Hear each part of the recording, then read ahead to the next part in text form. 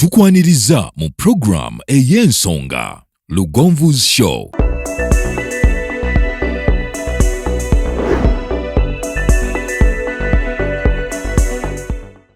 Africa yonna tuwuliriza Lugonvu Show. Benda ke Bulaya, Latin America ne Buwarabu. Chikolenga Lugonvu, wuliriza Lugonvu. Tonsubya Lugonvu. Mwana wa mama, mwana wa tata. Mwana Lugonvu, muwulire alina ensonga. Lugonvu shonge chikolenga Lugonvu. Wuliriza Lugonvu yeka. Walabya Lugonvu. Mwana wa mama, mwana wa tata. Lugonvu, muwulire alina ensonga. Oh yes, nkwaniriza njagala kubaza okubanga otulaba gyosinzira okubeera nga olaba Lugonvu's Show. Mwebale nnyo, mwebalire ddala. Ennaku z'omwezi 17 mwezi tubalagwa 11 omwaka 2022 lunaku lwakuna. Nze Ssentongo Frederick Lugonvu. Ensonga endeesebwa negenda kubeera nfunda naye njagala okusooka okubeebaza abatambudde naffe kaakati okuva twatandikira eri omwaka guno nga tugutandika. Leero tubulayo ennaku ziringa 40 okuba nga tuwunzika omwaka guno. Ate jjukira nti mwe muli n'enteekateeka eza Sseddugge 2022. Njagala okubaza abasponsors baffe abavuddeyo okubeera nga bali kitundu ku nteekateeka eno. Njagala okubaza aba main sponsors aba Hillview Academy Matanga be batuwadde ekyapa ky'ettaka. Hillview Academy Matanga okuwandiisa abayizi kutandika mwezi gujja ogw'e12. Ssomero lya primary bagenda kubanga bawandiisa abayizi nategeddeko nti P1 paka P4 bagenda kubanga bawandiisa abayizi okutandika n'omwezi ogujja ogw'e12. Ebisale byabwe bisoboka. Ssomero lya Kisulo kyokka lisangibwa Matanga ku Masaka Road. Ssomero pya naye nga liri ku mutendera liri ku musingi gwa Bwakabaka n'eddiini. N'olwekyo nzikiriza nti obeera ogenda kufuna service ennungi kasita essomero lyonna libeera nga lirina omusingi kwe liyimiridde omanya nti lirina ensonga oba oliawo enaavaamu nga nungi. Be basponsors baffe aba Hillview Academy Matanga. Njagala kubaza aba High Energy Electricals nabo basponsors baffe mu nteekateeka ya Sseddugge 2022. Ate mu kaseera ke kamu njagala okubaza aba Wandegya Imaging Center basponsors baffe. Njagala okubaza aba CS School of Beauty basponsors baffe. Lwengo General Hardware basponsors baffe. Ne Focus Construction basponsors baffe. Obiz Supermarket nabo bazze okubanga babeera kitundu ku nteekateeka eno. Tiimu Lugonvu's Show abali mu mawanga ag'enjawulo baavuddeyo ne babeera nga batukwasizaako okuvujjirira enteekateeka eya Sseddugge 2022 era nga bano beekozeemu omulimo. Bangi babadde bambuuza nti nkola nti okwegatta ku tiimu Lugonvu's Show. Ekituufu kiri nti abakulu bano beekolamu omulimo gwabwe nga bo abakyala n'abaami. Mulimu abaami 2 n'abakyala ne beekolamu omulimo gwabwe ne babeera nga beeteekateeka okuba nga ate babaako n'ensonga ze batuukako. Naye nga muno mulimu Naudo Maureen, mulimu Buganda Ngesemudo Abel, mulimu Sara Mugerwa, tuyinako Namatovu Joyce, Nakato Agnes, Nalunkoma Sise, Najuma Farida, mulimu Farida binti Yunusu, mulimu Nansumba Sala, mulimu Sebunya Robert, kwoteeka Birigenda Maureen. Bano bebeekozeemu omulimo ne bakwata ensimbi emitwalo gya Uganda 10, 15, 20, 30, 35, 40, 41, 42, 43, 44, 45 bakutte emitwalo gya Uganda 50 beddu.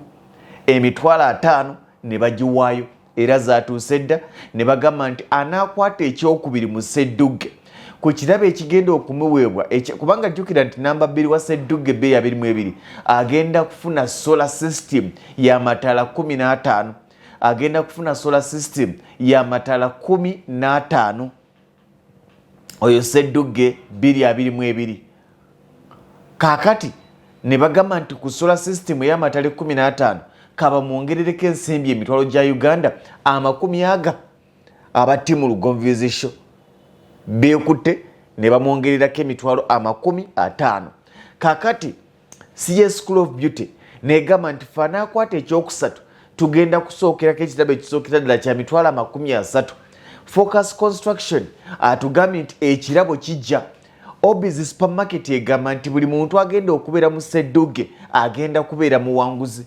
Lwengo General Hardware naboko kobali Wandege Imaging Center negamba nti omukyalo ob'omuwala anasemba okuva mu Lwokano oba yanaba wangudde oba anavirako ku mutendera ki naye omukyalo ob'omuwala anasemberayo ddala ekirabo kya smartphone empya tuku mu box n'ebirabo ebirala kwe binajjira. Nyongera okubategeeza nti Sseddugge ebibuuzo bibadde bingi. Okwewandiisa mu Sseddugge kibeera kitya? Empaka zino z'abayivu za byaluganda oba za ddiini? Empaka zino zikatinga across, zibeeramu current affairs, zibeeramu ebyafaayo, eddiini ebaamu naye nga si eri ey'amaanyi empanvu eri kubanga tumanyi nti buli muntu alina enzikiriza ye. Ebyoluganda bibeeramu naye nga bye bitono ddala okusinga z'embeera eza bulijjo n'ebintu ebya bulijjo. Okwewandiisa babadde beebuuza nti okwewandiisa kwa ssente mmeka? Okwewandiisa kwa bwereere. Nkiddamu, okwewandiisa mu Sseddugge 2022 kwa bwereere era abavuddeyo edda okwewandiisa tebasasudde wadde omunogo nnusu. Njagala okusooka okwaniriza abamaze dda okuyingira ennyumba ya Sseddugge 2022 abalinze okuba nga babuuzibwa ebibuuzo byabwe. Omutwe gwe gukuwanguza ettaka, omutwe gwe gukuwanguza ettaka olwaliro 17 ng'ennaku z'omwezi 22 tugenda kuba tufundikira okuwandiisa abaneetaba mu Sseddugge. Ng'ennaku z'omwezi 22 tugenda kuba tufundikira okuwandiisa abaneetaba mu Sseddugge 2022. Okoze bulungi nnyo.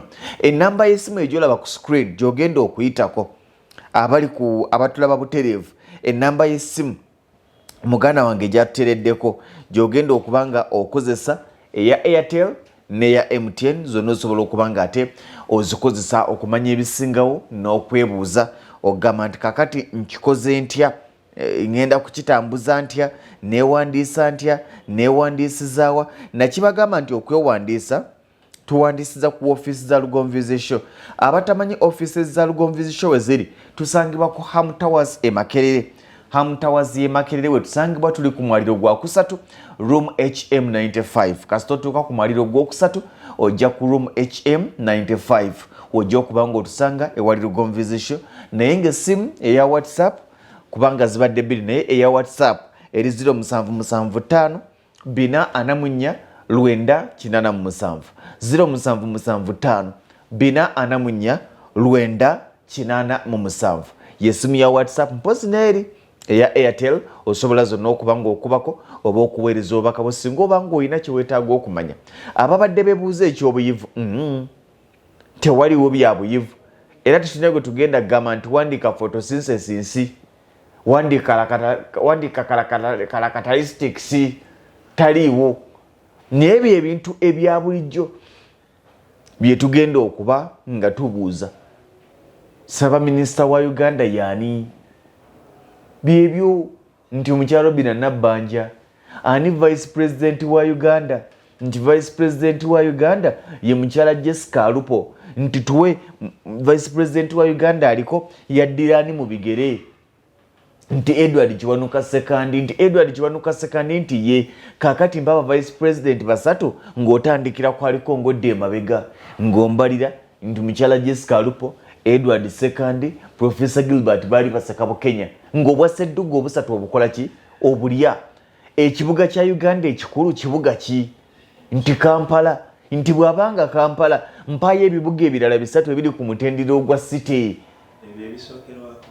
Ne ku finals ebibuga bisatu ebiri ku mutendera ogwa city ng'ongamba tuyina Mbale, tuyina Mbalala, tulina Masaka, tuyina Arua, nti komaawo tuyina Jinja. Nti gambye komaawo obwa Sseddugge busatu obukoze eki obulidde. Nti owange mpaba speaker ba parliament ya Uganda basatu ngodde emabega ng'otandikira kwaliko ng'ongamba nti aliko ye mukyala Anita Amongo. Owokubiri Honorable Rebecca Litwala Kadaga. Nti nti Edward Kiwanuka sekandi, nti obwa Sseddugge busatu oyo ye Sseddugge 2022. Nti owange nti ompulira bulungi? Nti nkuwulira. Maama azaala abaana abasukka mu omu, azaala abaana babiri bamuyita batya? Nti oyo Naalongo. ate taata nti oyo Ssaalongo nti mama yazaala abaana babiri mu lunaku lumu. Omwana gwe yasooka okuzaala linnya kiri yasooka okumutuuma nti babiri oba waswa si bye bisooka. N'olwekyo bintu byangu nnyo. Empaka zo zeemu ozimanyi nti nzimanyi mpaka ki nti Sseddugge evuga nti Sseddugge nga nkugamba nti ku Lugonvizi show mpaako programs 2 z'omanyi ng'ongamba nti manyi ya Dr. Aida Nassolo, manyi eyamanya ennyumba Focus Construction, manyi Kwano Mutumbi, ng'ogamba tozimanyi nti waliwo n'ey'olwokubiri ey'ebyamasannyalaze. Sseddugge tebiriimu buyivu wabula olina okuba ng'ogoberera ate nga oli sharp. Nti mu buvanjuba bwa Uganda ggwanga ki eririyo ng'otandika buno bwe buvanjuba buno nti obuvanjuba bwa Uganda eriyo ggwanga ki ng'ojjukira nti obuvanjuba eriyo ggwanga lya Kenya. Nti owange ani pulezidenti wa Kenya kompa Uhuru Kenyatta oba owedde tumanyi Raila Odinga. Ono ye Dr. Kizza Besigye w'e Kenya mumpe. Dr. Kizza Besigye w'e Kenya omumanyi. Raila Amolo Odinga kyekimufuula Besigye nti bazze bavuganya emirundi mingi nga tebawangula. Ono ye Honorable Robert Kyagulanyi Ssentamu owe South Africa omumanyi. Julius Malema bino byonna bye mbabuuza ne bye bigenda okubeeramu era bye mbagamba gwe kwata kiripu eno olw'onkuggulirawo jangu enkya weewandiise, jangu ku Lwomukaaga weewandiise, jangu ku Mande weewandiise. Kozesa essimu ezo ziri ku screen okumanya ebisingawo. Omuwanguzi KYAPA kya ttaka. Tetwagala byakale bannange mbadde mbisobola nti lwamaze nojja n'obivuganyaamu ako akamulemye kamanyi nti lwaki tewazze n'okaddamu. Okitegedde okwewandiisa kwatandika kugenda kukomekkerezebwa. Ekindese wano kwe okubajjukiza tuyinza okuba nga bambi waliwo abagamba nti nze empaka zinnemye ezinsubye saazimanya bulungi ate naakajja sibitegedde. Okwewandiisa mu Sseddugge kukomekkerezebwa ng'ennaku z'omwezi 22. Kitegeeza nti tuyina olw'enkya, tuyina olw'omukaaga, tuyina olwa Mande n'olwokubiri lubaamu gwe bala 22 we zikoma. Tujja kubeera ng'ojja okwewandiisa ate mwenna abeewandiisiza tujja kubakubira amasimu okugamba nti oyiseemu naawe oyiseemu. Okusunsula kujja kubeerawo wakati wanga 23 nenga 24 ogamba nti kakaki akakuŋŋunta okayiseemu. Ebimu ku bibuuzo ebitasobola kubula mu kusunsula nze nkakasa bwe muli ekibuuzo ekijja okubuuzibwa nti empaka zo zeemu ozimanyi baziyita batya era zibeera ku mukutu ki. Ezo bw'otandika okutalamaga otobimanyi gw'oba ofulumye. Empaka zenzizeemu nzimanyi baziyita Sseddugge, zibeera ku mukutu ogwa Lugonvizi show. Kubaabuuza empaka zino omwaka oguwedde wazigoberera nti ye mpaako 2. Osobola okumpa Ssentongo Frederick Lugonvu, Cawton Scovia Nakamya, Mbabaali Maliseeri Bizonto. Ebyo bye bigenda okubaamu. N'olwekyo mbadde nze bategeeza kyekyokka n'okubanyumizaamu n'okubategeeza nti ennyumba ya Sseddugge eyongedde ogaziwa era sitoowa etandise okujjula. Kyokka naawe osobola okubeera eyo n'ogamba nti nze ekirabo kyange kigenda kgenda eri omwana omuto anaasooka mu mpaka zino. Omwana omuto anaabeera mu mpaka zino anaabeera asinga obuto nze gwe mpadde, omukadde nze gwe mpadde, oba omukyala gwe mpadde. Kyonna gwe kyowulira kikukwatako nti bwe muba mwavudde mu ssaza ly'ewaffe oba ekika kyange ng'oli Wankima oba ng'ova Buddo nti ow'e Buddu nze gwe mpagira. Wonna waaviiriddemu muwadde ekirabo byo bigenda kunyuma mu Sseddugge 2022. Ekisigalidde kwewandiisa. Enteekateeka zaawedde dda. Studio ya Sseddugge 2022 yawedde okuzimbwa. Okujjako okukibajjukiza n'okukibategeeza nti bannange okutandika n'omwezi gwa Desemba paka nga guggwako emirimu tugikole misana. Emirimu tugikole misana. amasimu gakyajinge okutandikanga ku ssaawa 3 tetujja kuvanga ssaawa 4 tugenda kuvanga ku ssaawa 3 ez'ekiro emboozi egw'amakerenda ensonga zitambule paka ssaawa 4 oba paka gye tukooyera nga naawe ogamba nti kale mbadde nkasobolaako kale laba akamulemye ne bamubuuza gundi ne kagaana ye nti owange mu kusoma kwa Uganda kulimu emitendera 4 jimpe egisookerwako. Tuyina primary, tuyina O level, tuyina A level, tuyina ne university. Tuyina primary, tuyina O level, tuyina A level, tuyina ne university. Kindergarten bangi abatagisomye naye tusobola mu Uganda butasoma primary. N'olwekyo ebibuuzi bye bijja kuba byangu ate nga naawe obisobolera ddala. Nti owange Sseddugge 221 waziraba nti naziraba. Ani yali Sseddugge eyasitukira mu kyapa ky'ettaka nti bamuyita Bwanika John nti oba Sseddugge 3 gwogoberera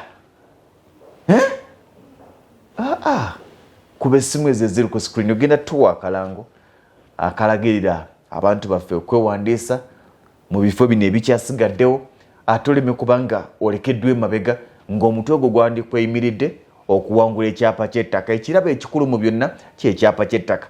Tuyina ebirabo bingi omuli n'ensimbi enkalu 5,000 3,000 mbaati za sola masimu biki byonna biri mu Sseddugge 222.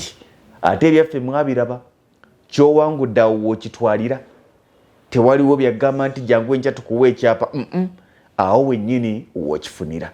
N'olwekyo munzikirize mbagaliza ekiro ekirungi mbalekera akalango kano nga mbagaliza okutambula obulungi n'okujjukiza nti ennaku z'okwewandiisa ziweddeyo. Oyinza okuba oyina muganda wo nga toli mu Uganda naye ng'oyina muganda wo gw'omanyi ayina amagezi agoberera ebyobufuzi agoberera embeera za bulijjo gw'ogamba nti naye tonoono ayina ebintu byayogera nga byamagezi ga waggulu nnyo.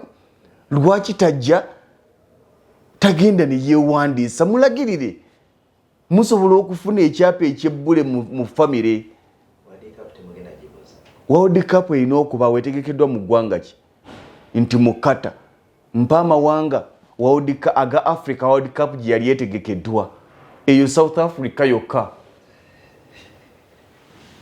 Mpa amawanga 2 World Cup eddako gyegenda okubeera 2026 ng'oŋŋamba nti America, Mexico ne Canada. Mbimazeeyo ebibuuzo musule bulungi.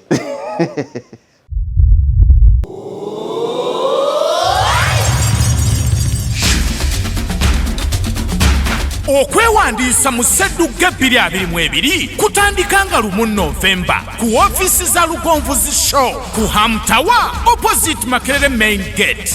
Okumanya ebisingawo kuba ku ssimu 0709 66 85 66 oba 0775 444 987. Eyo yebadde program Lugonvuzi Show. Africa yonna tuwuliriza Lugonvu Show. Bendake Bulaya, Latin America ne Buwarabu. Chikolenga Lugonvu. Wuliriza Lugonvu. Tonsubya Lugonvu. Mwana wa mama, mwana wa tata. Mwana kwe Lugonvu muwulire alina ensonga. Lugonvu shonge chikolenga Lugonvu. Wuliriza Lugonvu yeka. Walabya Lugonvu. Mwana wa mama, mwana wa tata. Lugonvu